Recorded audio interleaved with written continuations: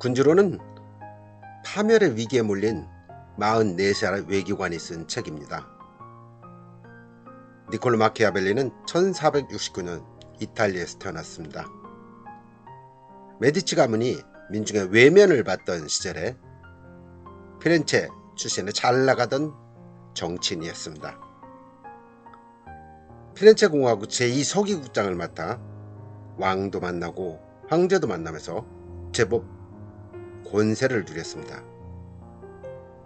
그러나 양지가 있으면 음지가 있듯 마키아벨리는 정권이 바뀌면서 메디치 가문이 권력을 잡자 해임됨에서 투옥이 됩니다. 신정부를 반대하는 음모에 가담했다는 혐의였습니다.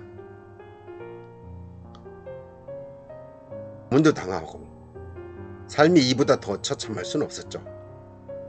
나중에는 무혐의로 풀려나 시골의 작은 농장에서 아내와 아이들을 데리고 살게 됩니다.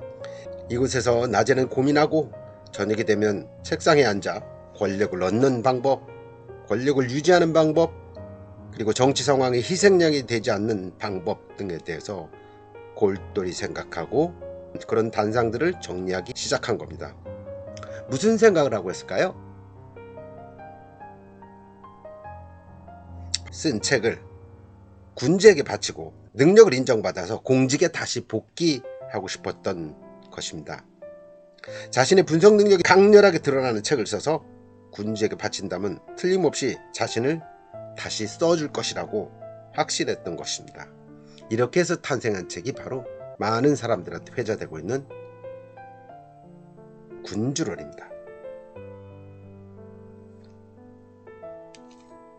그런데 말입니다. 이 책을 로렌초이에 바쳤지만 아무런 언질도 받지 못합니다. 10년 후에 교양 크레멘스 7세라는 사람이 이 글의 진가를 알아보고 마키아벨리를 불러서 피렌체를 방어할 방법을 고안하라는 임무를 주게 됩니다. 그럼에도 전쟁은 일어났고 로마뿐만 아니라 이탈리아 전체가 함락이 되고 맙니다. 메디치 가문이 몰락하자 마키아벨리는 상실감을 견디지 못해 결국 로마가 함락된 지 한 달여 만에 8세의 나이로 세상을 떠나고 맙니다. 군주로는 이처럼 서랍 안에 잠들었다가 1532년에 정식 출간이 되었고 공산당 창설자 안토니오 그람시와 무솔리니, 히틀러를 통해서 극찬을 받았다고 합니다. 로렌츠 대 메디치 전하에게 바쳤다는 이 책은 모두 26장으로 나뉘어져 있습니다. 바친 이 책은 헌정사에 잘 나타나 있습니다. 전하, 풍경화를 그리는 화가가 계곡 아래로 내려가 산을 관찰하고 산에 올라 계곡을 내려다보듯 민중의 기질을 알기 위해서는 군주가 되어야 하며 군주의 기질을 알기 위해서는 스스로 민중의 한 사람이 될 필요가 있습니다. 멋진 말이지 않습니까? 3장에서는 민중에 대한 정의가 나와 있습니다. 민중이란 다정하게 대해주거나 아니면 철저히 파멸시켜버려야 한다. 무릇 인간이란 작은 모욕에는 반격하기 마련이다. 하지만 크게 짓밟히면 반격할 엄두를 내지 못한다. 그러므로 만일 누군가에게 해를 끼치겠다면 반발이나 복수가 걱정되지 않을 정도로 제대로 해야 한다. 끔찍한 말이죠. 8장에서는 국가폭력의 사용을 언급하고 있습니다.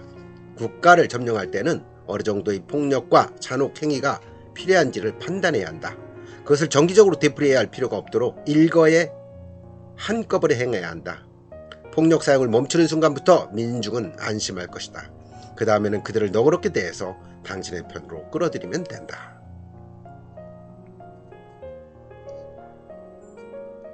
마키아벨리는 자기 경험에 의해서 스스로 군대를 가진 군주들과 공화국만이 진정한 진보를 이뤘다고 보았습니다.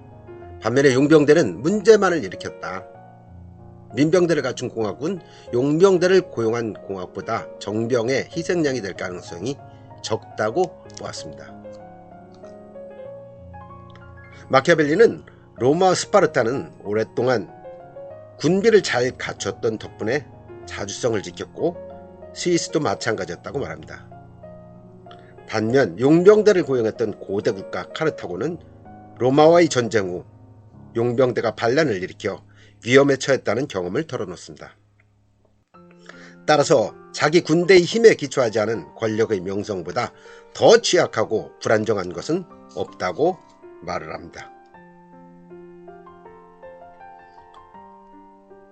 15장에서는 칭찬과 비난에 대한 내용이 담겨 있습니다. 특히 군주는 무엇으로 칭찬받고 비난받느냐. 덕없는 자들이 대부분인 세상에서 홀로 늘 덕 있기를 자처하면 결국 좋지 않은 상황에 놓이게 된다. 그러므로 살아남기를 원하는 군주라면 적어도 상황이 요구할 때만이라도 덕을 포기하고 악인이 될 수 있어야 한다고 강조합니다. 마키아벨리는 후하다는 표현은 군주에게 해가 된다고 이야기합니다. 반면에 인색하다는 평판을 유지하면 비난을 받더라도 민중에게 미움받을 일이 없다. 그러므로 후하다는 평판을 유지하려다가 결국 탐욕에 눈이 멀었다고 미움을 받는 것보다 인색한 편이 훨씬 더 분별 있는 일이라고 강조를 합니다. 17장에서는 사랑과 두려움에 대한 이야기가 소개되고 있습니다. 마키아벨리는 두려움이 대상이 되는 편이 훨씬 안전하다는 이야기를 합니다. 인간은 본시 감사할 줄 모르고 신뢰할 수 없으며 거짓말하고 날조하며 돈을 탐하며 위험이 닥치면 도망쳐 버리기 때문이라고 말합니다. 인간은 두려워하는 사람보다 사랑하는 사람을 더 쉽게 배신한다. 인간은 사악한 존재라서 이해관계가 얽히는 순간 사랑으로 이어진 끈은 쉽게 끊지만은 두려움은 처벌에 대한 두려움을 내포하고 있기 때문에 절대로 잊지 못한다고 이야기합니다.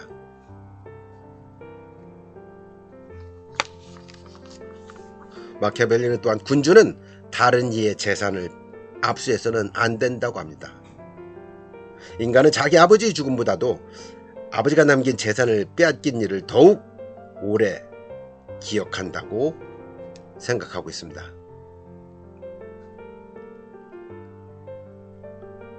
마키아벨리는 또한 군주를 사자와 여우의 모든 것을 갖춰야 한다고 이야기합니다. 인간은 법을 사용하고 야수는 힘을 사용한다.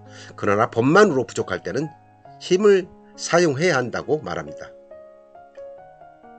군주는 짐승처럼 행동할 줄 다 알아야 하는데 그 중에서도 여우와 사자의 특징을 닮아야 한다는 것이죠. 함정을 벗어나기 위해서는 여우 같아야 하고 늑대를 쫓아버리기 위해서는 사자 같아야 한다고 주장을 합니다. 그저 사자처럼 용맹만 앞세우는 군주는 함정에 빠질 수밖에 없다는 것이죠. 19장에서는 경멸과 미움을 피하는 일에 대해서 언급하고 있습니다. 군주는 백성의 경멸과 미움을 사서는 안 된다. 군주는 두 가지 위험에 맞서야 한다. 하나는 내부적 위험이고 다른 하나는 외부적 위험이다 라고 표현을 하고 있습니다. 이와 관련해서 윤석열을 지지했던 공병호 작가가 공병호 TV에서 군주를 언급한 지체로운 내용이 있습니다. 이 내용을 보면은 공병호 작가는 윤석열은 미움과 경멸의 대상이 되지 않아야 한다고 하면서 이 군주론에서 군주가 경멸과 미움이 대상이 되는 것을 필사적으로 피해야 한다는 대목을 언급하고 있습니다. 직접 들어보겠습니다. 윤석열 대통령을 지지했던 사람들은 선거 정의를 세워달라는 겁니다. 엄청난 부정이 일어났으니까 그것을 당신이 해결해달라. 당신 검찰총장 하지 않았나? 당신이 공정과 상식을 우리에게 약속하지 않았냐? 그러니 선거 정의를 세우는 조치를 해달라. 근데 아무것도 안 한다. 입 싹 닫았다. 뭐 화장실 들어갈 때 나올 때 문제가 뭐 다 다르다. 뭐 이렇게 이야기하면 그때는 처음에는 미워합니다. 존경심 미움으로 바뀌게 되고 그 다음에 정오심이 되고 그 다음에 뭡니까? 경멸의 대상이 되는 것이죠. 경멸의 대상이 되면 그때부터는 수습할 수가 없습니다. 실제로 역사 속에서도 막시미누스는 알렉산드르를 제거하고 황제에 추대되었지만은 오래가지 못했습니다. 그 이유는 바로 미움을 받고 멸시를 받았기 때문입니다.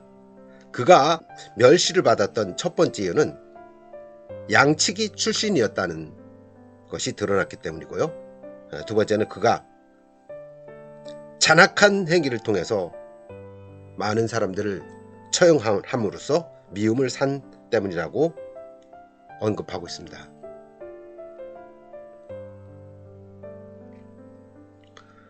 마키아벨리는 정치를 함께 나갈 신하를 선택하는 일은 군주에게 중요한 문제라고 이야기합니다. 군주가 분별이 있는지 없는지를 알려면 그가 선택한 신하의 자질을 보면 된다고 했습니다. 즉 군주의 첫 번째 인선은 사람을 뽑는 일이라는 것이죠.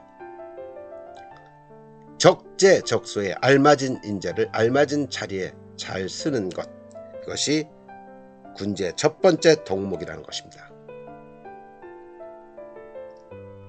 마키아벨리는 권력을 잃은 군주들의 공통점이 크게 두 가지가 있다고 이야기를 했습니다. 첫 번째는 군대가 취약했다는 것이죠. 그리고 두 번째는 민중이나 귀족 모두에게 미움을 샀거나 민중의 편에 선 탓에 귀족에게 미움을 샀을 경우가 두 번째라고 이야기를 하고 있습니다. 그러면서 국가를 빼앗겨버린 이탈리아 왕들과 공작들은 자신들의 불운을 탓해서는 안 된다고 이야기합니다. 탓할 것은 오직 자기 자신뿐이다. 운명은 인간사에 어떤 역할을 하는가? 그리고 어떻게 운명을 거스를 것인가? 25장에서는 운명의 시대 흐름에 대한 이야기가 우리가 세상사의 흐름을 바꿀 수는 없습니다. 우리가 하는 일의 절반은 운이 결정하지만 나머지 반은 거의 우리 자신의 손에 달려있다고 해도 과언이 아니라는 겁니다.